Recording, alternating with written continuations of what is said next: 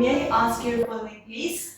Good morning, ma'am. My name is Rashnish Kaur. And where are you from? I'm from the beautiful state in northern India, Himachal Pradesh. Okay, so I'm going to take your mock speaking test today. So let's start with the part 1. I'd like to ask you some questions related to your good memories from your school days. So can you think of any good memories from your school days? Yes, of course. During my schooling, I had so many memorable events and moments with my classmates and with my teachers. I would love to cherish back, those moments that I had with my friends while telling you. One of them was accompanying my pen pals during my school time, and also, winning and participating in many competitions at school level, and also to be in the good books of my teachers was one of the best things I remember from my school time. Okay, so what would you say was the best aspect of those times? The best aspect of those times was the freedom that I had to unwind myself, my spirit, my thoughts. I think I have never enjoyed, such that autonomy ever since after my schooling. Okay, so do you miss your school days? Yes, I would say I rather crave for that autonomy and that freedom that I had enjoyed there. So I'd like to be with my friends once again. So yes, I miss them badly. Okay, so let's move on to talk about computer viruses. Is your computer often affected by computer viruses or not?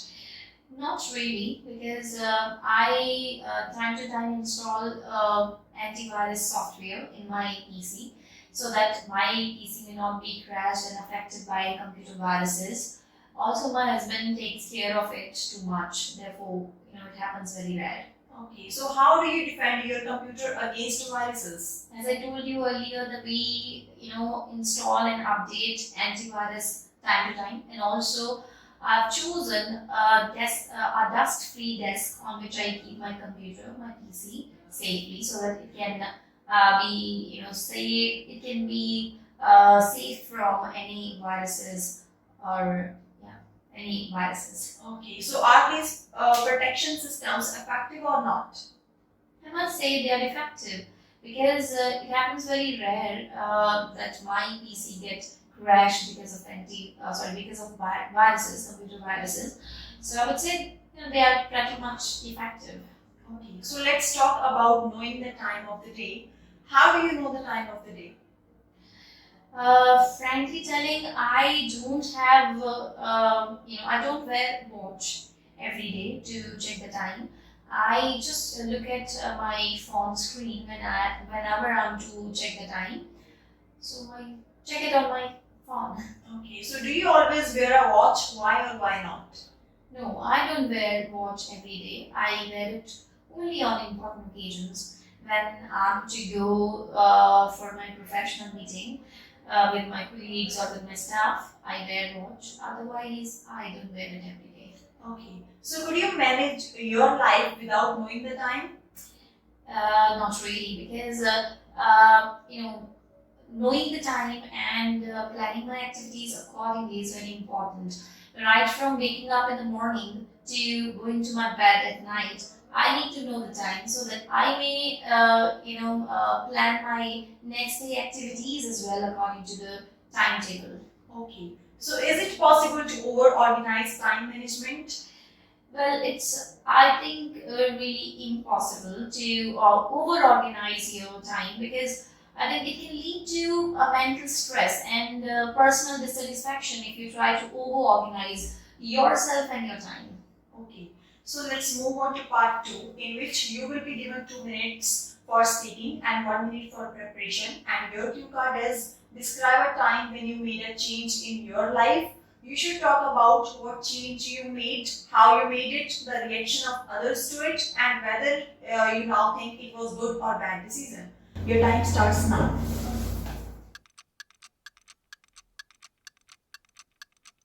So the time when I made a positive change in my life was, I think, during 2019. What was the change was to make my life a little less workaholic and to be more concerned about my daily food intake. Actually, right after my marriage in the year 2018, I was unable to cope up with the cooking because I had never been a very family girl before that. So what we did, we started dining out in the restaurants or fast food outlets daily, and in fact we opted for tiffin services to be delivered at our doorstep so that I might not have to cook. But this way of my lifestyle took a high toll on my health and my immunity. I felt sick quite often, and I had to see the doctor quite frequently. The dark circles around my eyes appeared excessively visible, and my friends and colleagues told me that I no longer looked physically active, and I was told to bring changes in my lifestyle. So finally, in the year 2019, I decided to break my pattern of working till late night and to go home early so that I could cook food for myself and for my husband. And now it's been for a year that I cook at home, and I can see the positive change that I'm feeling much healthier now than before. And also, this being my little less workaholic now has given me some space, some time that I can enjoy in doing my personal recreational activities. So I think this change has proved really positive, and I would say that it was a wise decision to make then. And my friends and my family members have appreciated that change because they've seen a positive change in my physique. So I would say it was a positive change. Okay. So let's start with the part 3. Have you had a very changeable life? Not really, because right from my childhood I have been brought up in the same city, and my schooling, even I didn't change too many schools, so I won't say that my life has been very much changeable right from my childhood. Okay. So what sorts of modern technology are most people familiar with? I think people these days are well aware of IT technology because I think there's no one in the world who doesn't have or who doesn't own a mobile phone or a computer screen or a laptop or a tablet. I think people these days are much more familiar with the IT technology as compared to any other technology. So can you predict that how technology will change in the future? Well, it's difficult to predict about what the future has to unfold for us. But looking at the present scenario, I can predict that technological advancement would make technology accessible even to the poorest of the poors. So, and also there would be the type of technology with which we can, I think we would be able to travel in space. I think it would not be a dream for the people in the future. Okay. So what are some of the major changes people make in their lives? People make so many major changes in their lives time to time.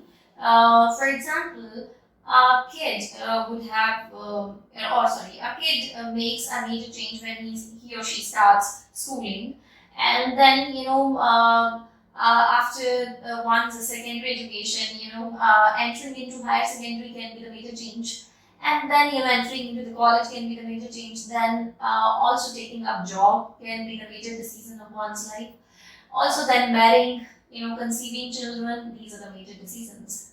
Okay, so which of these changes is the most significant? I think the change which has a long-term impact on one's life can be the major change. I think the major change can be taking up job, because I think the career that you are going to decide on can be very much decisive in deciding what type of future you are going to have. So I think that's the major change with its long-term impact on one's life, and also marrying to a man or woman can be the major decision and the major change in one's life. So why does change sometimes cause great stress? Change causes great stress because of its unpredictability. You are always worrying about what it is going to be end up into. For example, you might not be always sure that the change that you are going to bring would always be positive or would always be beneficial for you. I think these kinds of apprehensions that are linked with the change are stressful. So is it possible to avoid some changes or not? I think yes, up to some extent, it's possible to avoid some changes. As far as the changes are, or as far as the freedom is in your hand, you can avoid certain changes. But if the freedom, or I think that power, that autonomy is not in your hand, you cannot control over, or you can't avoid the changes. So in what situations do people have to make others change? Can you repeat it, please? In what situations do people have to make others change? There can be many situations in which people may demand their family members or their spouse or their friends to change their point of view sometimes, or their mindset or their decisions sometimes. So it can be in case of parents, asking their children to improve their, behavior, to improve their character and conduct. And similarly, it can be in case of teacher, asking their students to improve their or to change their academic performance for their betterment. Okay. So do you think that people mostly act sensibly in these situations of change? Not everyone, I think, acts sensibly. I think those who are, well aware of what is good or bad for themselves, they act sensibly. But those who are either immature or are simply the toddlers, like children, I think they may not act sensibly in such a case. Okay. So what skills are necessary when people resist change? If somebody wants to resist change, I think the skill that they must have is that they need to make sure that if they are resisting the change, they must know the reason why they are doing so. Because, resisting the change cluelessly is something which is unwise and unjustifiable. So I think the first skill that's needed is that you should have well-grounded reasons if you are resisting the change. Okay, so what are the best or worst outcomes of these situations? Resisting change. Yes. I think the best and worst outcomes can totally be dependent on the situation in which you are resisting the change or the type of change that you are resisting. If the change is for negative, then resisting it can lead to the positive changes. But if the change is for the betterment of someone and you are still resisting it, then I think it can lead to the worst impact. Okay, so thank you, ma'am. This is the end of your speaking. Thank you for coming. Thank you, ma'am.